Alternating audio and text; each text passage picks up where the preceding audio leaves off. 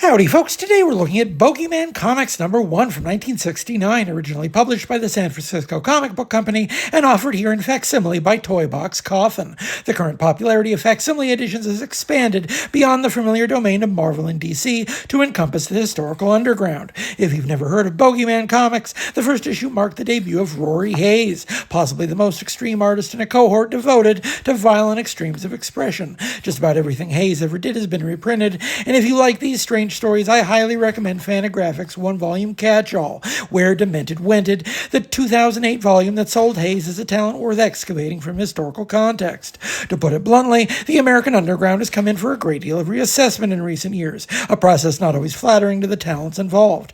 That's the nature of history, of course. Much is left out of the simplified version of the movement in cultural memory, which often focuses on the antics of folks like R. Crumb at the expense of a more holistic vision of the period, as a brief but potent eruption of a large mass of artists who would have otherwise found no traction whatsoever in the conventional publishing environment. Hayes is a unique artist in comics history, primitive and possessed by a bone-deep misanthropy indistinguishable from paranoia. The tagline on the cover reads, "Horror in the blood vein," and the malaprop formulation should give you an idea of Hayes' ideological commitment. If you want to understand Hayes' dark and unsettling slasher fantasies, place the artist in a historical continuum halfway between Fletcher Hanks and Mike Diana. Stylistically, Hayes is the midpoint between those two severe eruptions.